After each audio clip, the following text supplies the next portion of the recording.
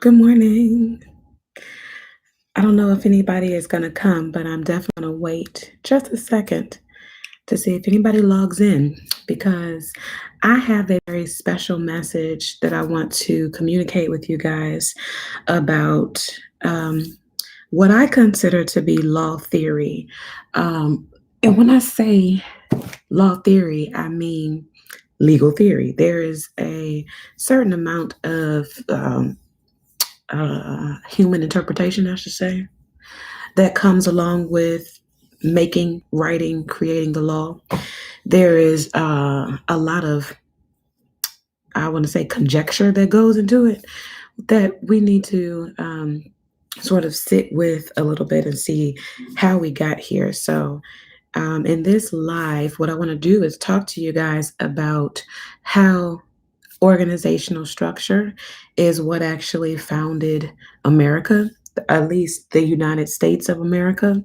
And because of that, and our new understanding of what expatriation is, I would like to sit with the meanings and definitions of these things so that we can really put into context what that means to us as a society of people and what we can actually do with that when we want to make moves as administrative self governors, people who are interested in private self governing. Um, so I want to encourage anybody who's here that is they study. If you really study and you have dedicated a part of your life to understanding more about the law, understanding more about how you can use the law, understanding what the law can really do to enhance your life. I want to encourage you to listen to this whole video because it's going to give you a perspective that really can set you upright in your confidence of how you're going about this journey. And so, with that being said, I want to let me take a second because I want to actually record this. Even though I know it is live, I may want to put it on my podcast. I'm going to record the audio. Okay, so we are again going to talk about organizational structure in this episode. And I want to really talk about how some history about how America became the United States of America. Okay. Because at first, when the peace treaty was signed between the US and Morocco, at that time, Morocco was the only legal nation or organized nation that had any recognition for the United States as a nation or as a country at all. And so when this happened, um, it kind of gave validation to the rest of the world or justification to the rest of the world um, as to how they would treat the United States of America because no one else on the planet organizes their constituents, I will say, into states. All over the world, every continent on the planet is comprised of countries. Every continent on the planet is comprised of countries. Yet here in North America, we don't have countries in our continent, we have states. And so what does that actually mean? What does that do for us as we study and as we look for understanding about what the real truth is? Um, Incorporated, unincorporated jurisdictions. All right, now if you are an incorporated, which all of the United States of America is incorporated, they are operating in commerce as artificial entities, artificial beings, artificial persons is what the law refers to as an incorporated body or organization. If you have a corporation, you are artificial. You don't truly exist. Okay. And so, with that, just common sense understanding of what an artificial person is, something that does not truly exist. And then we juxtapose that, put it right next to what the United States is an incorporated in commerce business. Um, States follow the same order. They are also sometimes unincorporated, but mostly corporated um, entities or organizations that are artificial as well. They're also legal fictions. Okay, and so when we have that understanding of what a legal fiction is, again, common sense will tell you if it is not real, then you don't necessarily have to treat it as though it is. And in our society, that I believe is our main problem is that many of us want to treat the United States of America like it is real, like it is a real country, when in fact it is an artificial entity, an artificial person, which is what a business is. The business is there to generate currency, is there to basically follow orders. And like when you have articles of incorporations and you have guidelines and codes and governing, rulemaking, things like that, legislations, all those things only pertain to that artificial person that created it. And so when you have other natural persons or artificial persons who actually have their own rules and regulations and jurisdictions and codes and things, way to organize themselves, then they become no more or less different than the United States as a governing body. And again, this video is about where we are in our society, our social understanding of these concepts, because in theory, okay, if you're fake and I'm real, obligated to owed myself or to obligate myself or to attach myself in any way to what you're doing as an artificial entity. Okay. And so the United States has us in a place where I liken it to what actually happened with the Church of Scientology. In my opinion, it is the United States of America codes and regulations, the Internal Revenue Code, the Code of Federal Regulations, the is it HFR? I don't know. The UCC, the Uniform Commercial Code. All of those things are no different than the books that L. Ron Hubbard published in order to regulate and control or govern his Church of Scientology.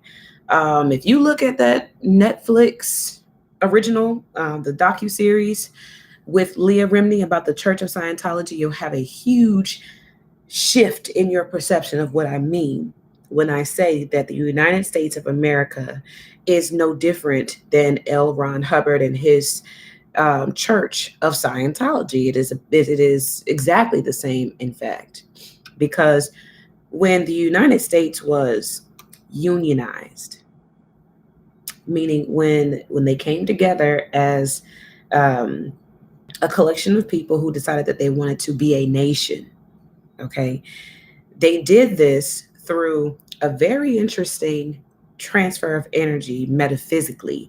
Now, I want to get into the depth of what that means, because organizational structure is a part of a political science. It's a part of natural law. Okay, when we're talking about organizational structures, the hierarchy of law, administration, those things are spiritual. They are spiritual in nature. They are a part of nature. But what has not been a part of nature, but what Caucasian people, because of their hybrid sort of genetic code, they have introduced artificial intelligence as a force of nature that is to be reckoned with, because it can threaten the sustainability of life itself. Sometimes I feel like I get too deep sometimes, but I want to tell you that nature and politics are one and the same. And that's the reason why universal law, which is what I typically specialize in, universal law and the actual law itself, the law of the land, common law, those things are no different. They are all connected, which is the reason why I began to study the law, because I understood how it was a part of universal natural law. Okay. And that's, like I said, that's what I do. That's what I'm into. So metaphysics is a really huge part of how national development and how human evolution is occurring. Okay. So with us, let's just go back to talking about us. Let's just talk about society. Okay. We are looking at the United States federal government. Every time I talk to even professional people, they'll say the United States is not a corporation. It's a country. And I'm like, I mean, I beg to differ. I beg to differ. There's an organizational structure that is comprised of a conglomerate of private individual business owners who decided that they had interest, they had mutual interest, which is what in the law is called trust. Mutual interest about coming together as partners so that they could gain a certain amount of power and control. Because the way the United States operates, power and control is about land, it's about ownership, it's about assets. That's the reason why they do what they do through business. Okay, so the assets that they're using to gain this power just so happens to be the human, the natural human, if that makes any sense, or hopefully it resonates with you. As a natural human, as a natural human being, we have a value to us, an energy that we really have an unlimited access or unlimited source of energy is what powers our brain stem, our nervous system, our whole entire being, the whole metaphysical magnetism, attraction, all of those things. It's coming through us in what I'm gonna call an untappable source. It's infinite energy that we offer to artificial sources, okay, artificial organizations. So if you have this artificial organization, which is United States of America, artificial person by legal standards, law standards, this is an artificial person, right? So they have this organizational structure that is just basically a compilation of smaller governments. So when we study the law, we recognize that self-governance is about creating a smaller jurisdiction for you to be able to control your own affairs inside of your trust, inside of the jurisdiction of your trust. We all know that when we start to study the law, right?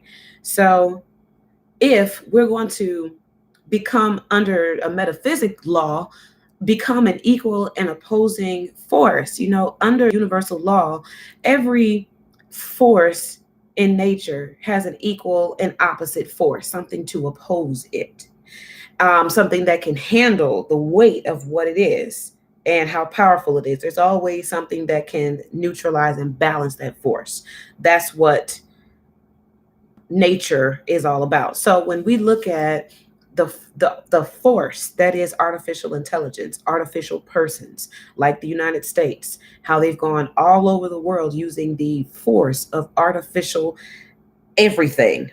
Okay, artificial everything, GMO, artificial food, artificial medicine through the pharmaceutical industry, artificial things like entertainment, having images about what society is, artificial everything. Everything is artificial. And it is a force because, like I said, it has the power to eliminate life itself if it comes out of balance. That's what a force of nature is. If you can eliminate life on this planet, then you have become a force of nature. And so artificial intelligence is a huge threat to life on this planet. So we have to understand just within ourselves as a society of natural beings that we have to basically become that equal and opposing force to balance out the danger and the threat of artificial intelligence because we are natural, we're not artificial. So knowing that we are the opposite of artificial intelligence, what can we do with our natural intelligence to become an equal and opposing force to what artificial energy brings into our environment as toxic, out of balance, out of harmony energy? Hopefully I'm making some sense to you guys, because when we understand that, again, the organizational structure of the United States of America is what caused it to be an artificially intelligent force of nature. that is currently threatening life on Earth. This is something that we see all around us, especially in our legislation. We talk about, what do they call it? Climate change. We're talking about abuses, crimes against humanity. We're talking about secret societies and all kinds of things that we understand are taking the human being away from the soul and the purpose of what a human being is here to create energetically. So when we have that frame of mind, I want to inspire everybody who is studying laws. A couple of things I'm about to tell y'all because it's on my soul. Okay. I woke up one day, the other day, from a dream, and my dream basically said, get organized. Get organized. And this is why I'm talking to you about organizational structure. I hope that you guys are following and picking up what I'm laying down, because this is something that is truly important to us. So try to watch this whole video so you can get it. It's going to come to you choppy, but I want you to stick with me until you understand what I'm saying, because in summary, after I get the pieces laid down, in summary, this is when you're going to get your glory, okay? So as we are looking at organizational structure, we're looking at the structure of the United States of America, we see conglomerate groups. Every powerful corporate entity, artificial person, okay, every one of them that has chosen to become a part of the conglomerate union, which is the federal union, what they are is simply, they are wealthy. First of all, they are the wealthy families that we know and understand as the people to own America. They own society. They own the banks. They own the agencies, federal agencies. They own all the bureaus, all the public service. They own it. Okay. So when we understand that they are people who operate in trust, just like what we're attempting to do as we learn about expatriation, we're not citizens of an artificial or fiction, legal fiction. Okay, you cannot be a citizen of a corporate body. You can be a citizen of a jurisdiction that maybe you set for yourself, or something you volunteer. Just like, if it's a corporation, you're volunteering to become a part of it. Just like if you go to Walmart and you volunteer to be their customer. Because this is something that is just an artificial presentation of something that you can experience if you want, and you may not want to experience it if you don't. If you don't like it, you don't have to want it. And so with the United States of America, all of these private jurisdictions, smaller jurisdictions, people that are the owners of assets, things like public agencies. The CDC is owned by somebody privately. The Department of the Treasury is owned by someone privately. The Department of Transportation, all these things are private jurisdictions where they have given themselves the what they call public trust, to put themselves in a place of a public servant, basically an employee of the public. So when you understand, again, the organizational structure of an artificial entity, an artificial person, you must logically deduce what that means to you. I'm going to keep reinforcing the idea of what it means for the United States to be artificial. Just like the artificial Target, the artificial Walmart, the artificial Amazon, the artificial any of your businesses all over America, they're all artificial. And we all have the option to say, I want to go to Walmart, or maybe I want to build my own store so that I can do whatever Walmart is doing for me over here in my own store. You understand? So at this point, we have perfect knowledge of the power of a conglomerate, of a union. Okay? Look at America. The structure of America is a conglomerate union. It's basically a government of governments. It's like when the Bible say the King of Kings, okay, the Lord of Lords. This is what the United States federal government has become for all of these smaller individual state governments that are a part of our union, our the structure of the corporation.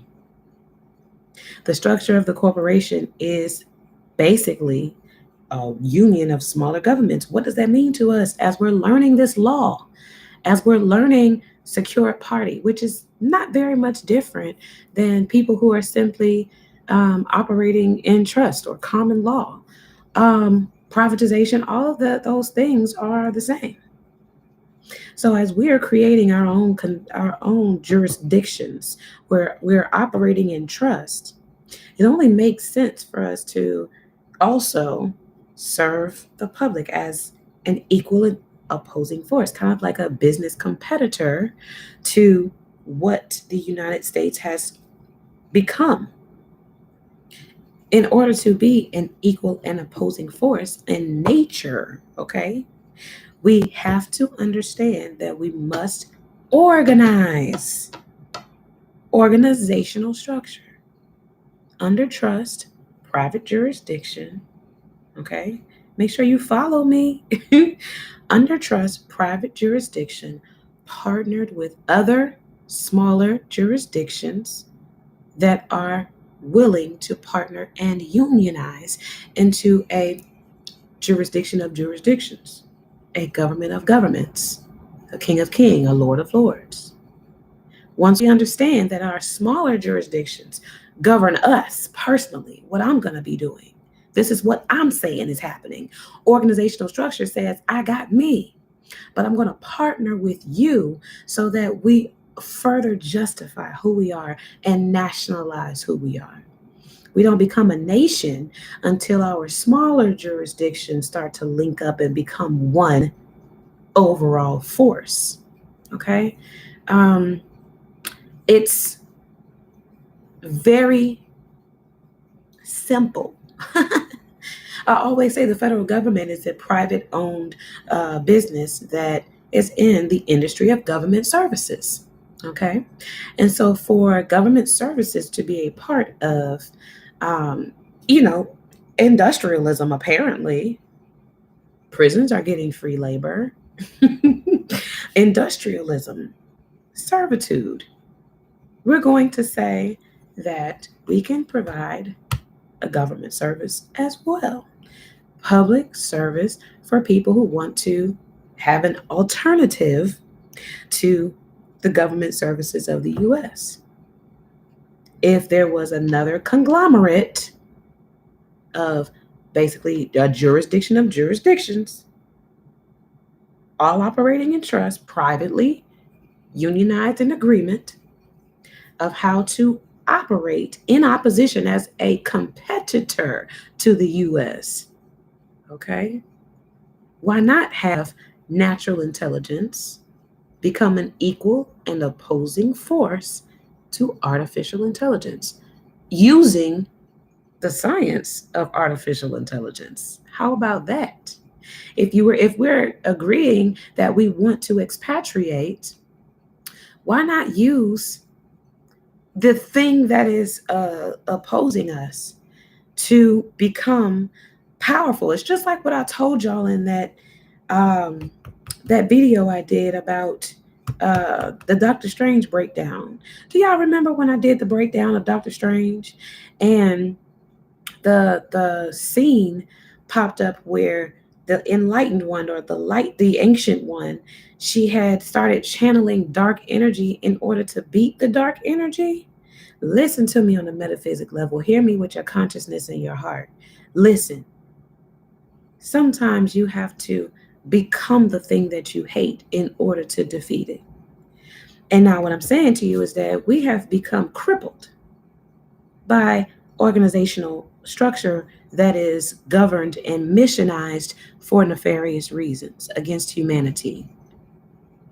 The people who are making advances and basically sustaining their artificial intelligence program to take over humanity, to control humanity, to control human evolution, to automate as much of our existence as possible so that we become obsolete.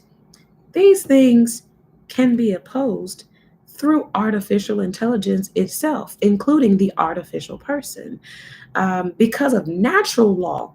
Okay, listen, because of natural law, we must use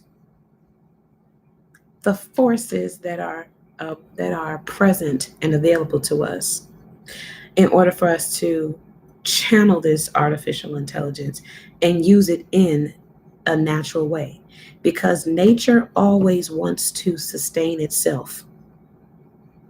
Natural law says if you are a natural being, you are not interested in self destruction. You are not working for self destruction. What you're actually doing is looking for ways, any way possible, for you to sustain your life. Okay, now when we look at the current usage of artificial intelligence, is it being used in a way that sustains human life? No, it's actually being used in a way that human life is threatened and becoming unsustainable, which is something that Mother Nature is not going to allow to happen to humanity because we are her children. She's not going to allow us to die, and she's going to give us the tools for us to become an equal and opposing force to whatever is trying to take our life. It's just like if you were in a fight, you're not going to bring a knife to a gunfight. Okay? Artificial intelligence is a gun pointed at our heads. So, no, we're not going to continue to try to operate as a smaller governing entity when we could be an equal and opposing force by forming a union of smaller governing artificial entities, using that artificial intelligence to become the opposing force. So once that happens, there has to be a recognition that you're studying how to operate in trust. Okay, at the end of the day, that's what you're studying: how to operate in trust. You're not looking for um, somebody to tell you specifically what to do, because there is no specifically what to do. There's natural law embedded in just about every code or every regulation or every governing body of law that you can look at. There is universal law embedded in it. So when we're talking about the theory of this law, you're talking about natural universal law is what you're looking at. That's what you are tracing into the original status or to your natural rights. You have a natural right to preserve life. And so, as you're doing that, using what you have as a weapon, which could be artificial intelligence, artificial persons, legal fictions, all those things, they become your power, because that is how your enemy is coming against you. So, what do? You figure it out. You learn how to operate in trust, and you begin to operate in trust as an equal and opposing force. I'm hoping that that's making some sense to you guys. Um, and I'm hoping that this is something that you will maybe share, because over time, the United States has become like a myth. You know, when the U.S. began, what was happening was when the U.S. began, what was happening was just what I just said. You have English people, British people, Parisians, and all kind of different, the French, all of those Europeans. At first, when they were attempting the Crusades, they were being beat. African Muslim nations or Spanish Muslim nations were actually overcoming the powers of the English warriors. But what ended up happening, because they were going from one, small settle, what am I trying to say? Settlement. Um, our forces, the African nations that were coming against the European nations. What was happening was the African nations were overcoming individual settlements of European jurisdictions, or I don't even want to call them a jurisdiction, but their societies, their tribes, their whatever they were in settlements. They were being overcome settlement by settlement, one by one. So when they started to realize that they had more manpower, if they were to come together, they would stop being overtaken settlement by settlement if they banded together. So this is the first instances of us seeing an incorporated, organized body of the United States. It was crusaders. And I want you to understand that the crusaders were a pretty trippy group of people. They were using occultism, people like Aleister Crowley, okay, the Margaret Sangers of the world, okay, the Bill Gates of the world. These are crusaders. These are people who are trying to force their beliefs and way of life onto strangers. They're going about and they're doing this by way of violence, brutal violence. Okay. And so this was the first instances that we saw on North American land of what was, well, I shouldn't say on North American land. The Crusades happened over in Northern Africa. That's where they began, in Northern Africa. But somehow those crusades and those wars and the incorporation or the unionization of America is what led to us being right here, right now, under tyranny, under something that we can't control, because these people have begun to use their position of wanting to force their jurisdiction on other people. They have actually been successful in doing it because they've created a myth. They've created a myth of them being a country. All they did was they found out that they had common interest. Okay, they had common mutual interest, which they call a trust. That's when a trust first began in the 1700s. In the 1700s, okay, they figured out how to use that artificial person to say, you know what, I can create something that I can govern to operate artificially intelligent aside from myself. Y'all, this is what a trust is. Okay, it's going to operate aside from me. I don't own it. I just control what's happening. And so I don't necessarily have to keep fighting. I'm going to create an organizational structure that will fight for me. I will create agencies that will fight for me, that will crusade for me, that will find people to subject these implied contracts. This is when this stuff first started. Look at the history of a trust instrument. 1700s, right around the same time of the Crusades. This is when the very first nation, natural people, started to recognize the artificial arrangement or the artificial person of the United States, which is this union. They first in the 1700s began to recognize the United States as a nation, and then national agreements, national alliances, national trade, international trade started happening with the United States. That would have never happened if they had not unionized. You guys, listen to what I'm trying to tell you. I'm going to beat it down until you get it. I'm going to beat it down. Us creating our own individually operated and controlled trusts, aside from who we are, same situation. Okay? Because we have a common interest in joining together to unionize, listen, we don't have to force our jurisdiction on anybody. All we have to do is maintain our own jurisdiction so that we're not being forced by anybody. Come on, y'all. Equal and opposing forces. You say I have to follow your rules. I say I don't. Equal and opposing. If you give me a +1, I'm going to give you a -1.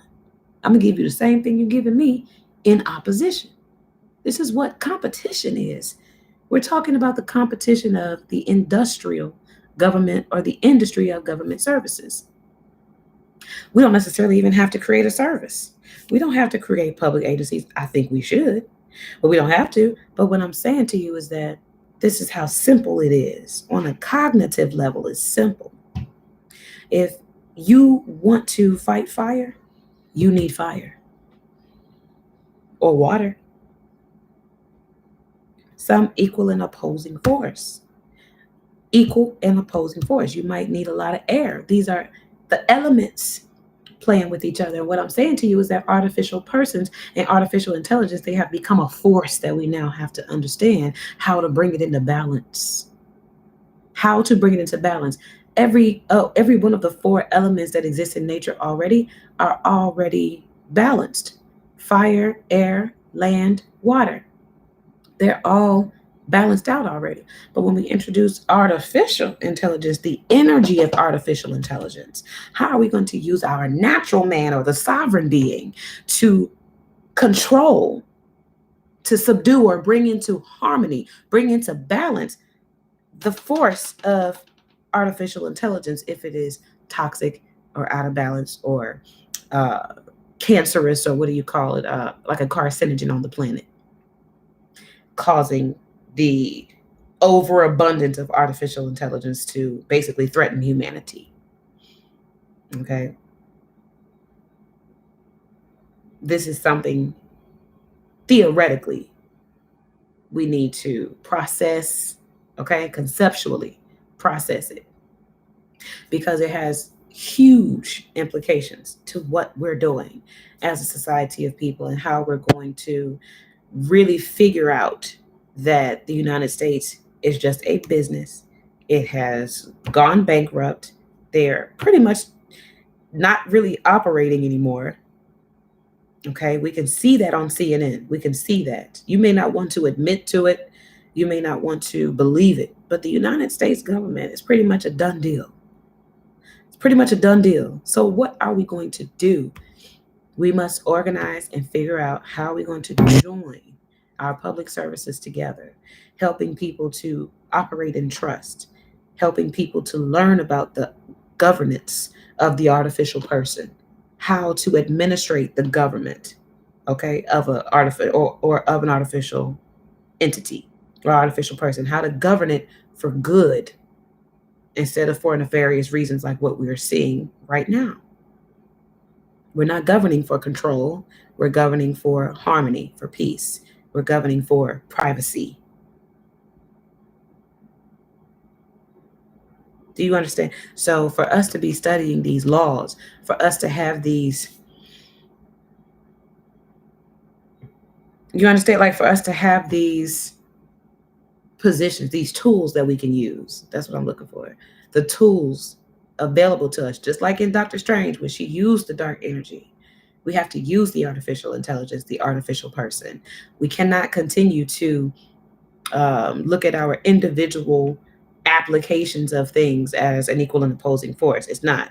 We have to all come together as a group or a body of what's called an expatriate. If you're going to expatriate yourself, remember that there are people all over this nation that are interested in expatriation. And for us to partner with each other in doing so and understanding how to do so, it's in our all of our best interest to do so. Because right now, none of us have a pathway that is 100% effective or successful, because nobody has been an equal and opposing force to the controls of the artificial intelligence or artificial person of the United States. So until we get there, it's going to be a continued fight until we take over the governance, the jurisdictional governance of our own communities, of our own organizations, of our own agencies, of our own structures, social structures. So again, like I said, I hope that that is inspirational to some of you who are studying, and I also hope that you guys will come and partner with me. My organization is definitely looking for some people who study and some people who are okay with researching as a part of a team, and also people who are willing to operate as a consultant to provide services so that we can help people build the trust, operate the trust, control the self-governance system that we establish for them. And so that is what we're doing. And I'm going to give you guys my website. So you can go and set up a discovery meeting with me if you're interested in doing any of this, because coming together is something that we must do. I'm already very intent on inviting people to the platforms that I've created for this to be real. Okay, I've created 2 platforms. One is my professional organization, and one is my web-based application. And through both of those tools, we're going to be learning about partnership between nations, between union, or excuse me, between governments, so that when we partner our smaller systems of self-governance in trust, we become public agencies and we become servants of the public. We become equal and opposing forces to the United States. The bigger we get, the more we unionize. Okay. So if anybody specializes in unions, if anybody specializes in business partnerships, if anybody specializes in trust administration, if anybody specializes even in common law, we are looking to work. We're looking to do some work together so that we can figure out, even secure party. I don't want to leave my secure party people out. Anybody that's status correction, nationalization, all of those things. We need to work together because all of these things are focused directly and intentionally on expatriation, and for us to have the same goal but not be unionizing and partnering with each other to create partnership agreements that are mutually beneficial, to create trust with one another, we might be missing the target. We're missing the ball if we're not doing that. Okay. So I'm encouraging all of you service providers, consultants, researchers, all of that. Please talk to me so that we can come together and put our heads together about how we're going to unionize and organize our structure for our social structures and we're going to govern our governments. You feel me? All right. Thank you all for joining. Thank you for listening. Please reach out to me. My website is servbossinc.com. That's SERVBOSSINC, Serve Boss Inc. I put it in the little thing there. And so when you get on my website, you can just book a consultation with me. That will put you on my calendar for a discovery meeting, and we can sit and talk about how you feel about this. Do you want to contribute? Would you like to join our organization of people who is we're putting these unions together, this conglomerate union?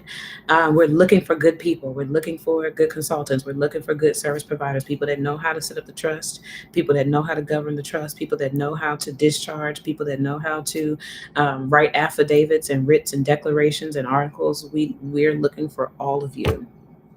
Do you understand? Looking for you. So come in and talk and see what we can accomplish together. Okay. I love you guys, and I'm looking forward to having more of these little chats. So make sure you stay tuned and check back for me. Okay. Peace.